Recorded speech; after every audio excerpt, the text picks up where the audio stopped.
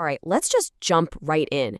We spend so much of our lives absolutely terrified of failing, right? But what if I told you that the one thing you're trying to avoid is the very thing holding you back? Today, we're going to explore a pretty powerful idea, how to flip the script and turn that fear of failure into your greatest tool for finding your true purpose. So let's start with a really striking image here. Just take a second and really picture this. Ghosts. Ghosts of all the ideas you never chased, the talents you never used. And they're there, standing around you, because you were the only person on Earth who could have brought them to life. It's a heavy thought, isn't it? And that, of course, brings the question right to our doorstep, to your doorstep. When it's your time, is that room going to be crowded with all these disappointed ghosts? Or will it be empty because you actually gave everything a shot? This is the exact problem we're going to unpack today. So how in the world do we avoid that room full of ghosts? Well, the answer lies in this simple but kind of profound philosophy. Fall forward. It's all about completely rewiring how you think about risk and what it actually means to fail. Most of us are taught to have a safety net, right? Something to fall back on. It's the conventional wisdom. But look at the difference here. That advice, well-meaning as it is, encourages us to play it small, to stay safe. Fall forward, on the other hand, challenges all of that. It's about taking the leap, knowing you might fall. Because that fall, that's where the real learning happens. And this quote it nails it perfectly. Falling backward is like retreating to what you already know. But falling forward, that's moving toward the unknown, toward experience. Even when you fail, you're gaining information. You're still moving forward. You see what you hid and you learn from it. Okay, so let's get into the evidence, because this isn't just some feel-good idea, it's a proven strategy. The world's most successful people, they didn't just get lucky. They literally built their success on a mountain of failures. So here's the hard truth. Let's just put it right out there. Failure isn't a possibility, it's a guarantee. You will fail. You will lose. You'll probably embarrass yourself. You are going to suck at something. The moment you just accept that, the moment you embrace it, you steal its power. It can't stop you anymore. Check out this number, 2,600. That's the number of times Hall of Fame baseball player Reggie Jackson struck out. If you just looked at that number, you'd think he was a massive failure. In fact, that's the most strikeouts in the entire history of baseball. But do we remember him as the king of striking out? Of course not. We call him Mr. October because of his legendary home runs in the playoffs. The strikeouts, they were just the cost of doing business to get to the home runs. Okay, here's another one for you. 1,000. That's roughly how many times Thomas Edison's experiments to create a light bulb failed. Think about that. 1,000 dead ends. But he kept at it. Why?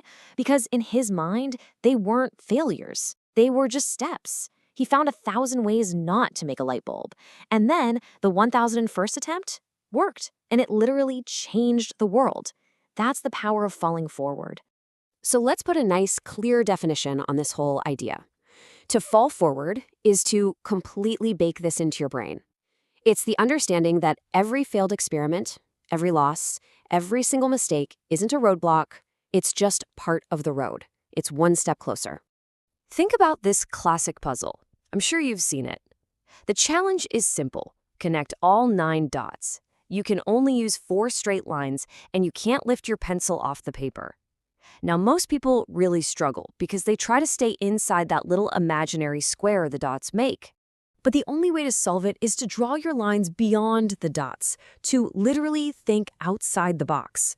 It's a perfect metaphor, right?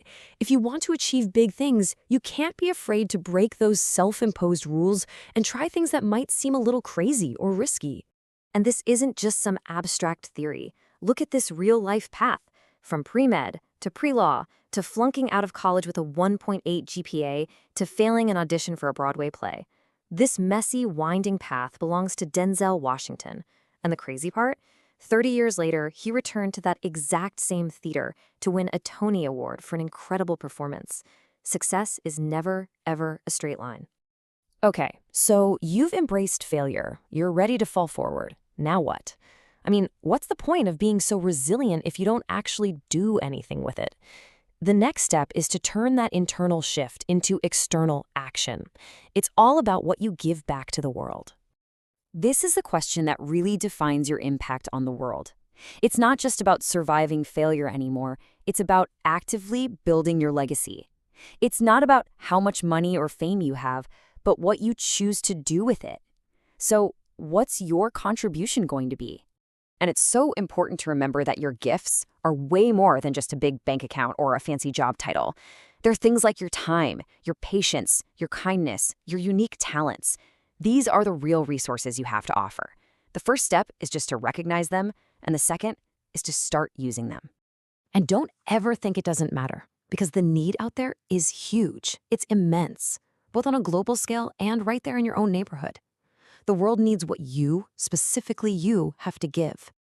All right, let's bring this all home. Your final challenge here isn't just about crossing some finish line. It's about how you run the race and what you do every time you stumble along the way. I just love this analogy. It's so simple, but it's all about consistency. You can't just try something once, fail, and then quit. You gotta show up. You have to keep putting yourself in the game, hanging around the barber shop. If you stay there long enough, sooner or later, it's going to be your turn in the chair. You'll get your shot. So think of it this way. Passion is the spark that gets you started, but consistency is the fuel that keeps the engine running. Without it, you'll never get to your destination. So find what you love and then commit to showing up for it again and again. That's how you really take chances that pay off. And I want to leave you with this powerful quote from Nelson Mandela. Playing it safe, having something to fall back on, that's just settling.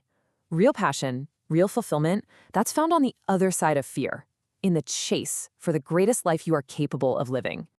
Which, of course, brings us right back to where we started, back to those ghosts of your unfulfilled potential.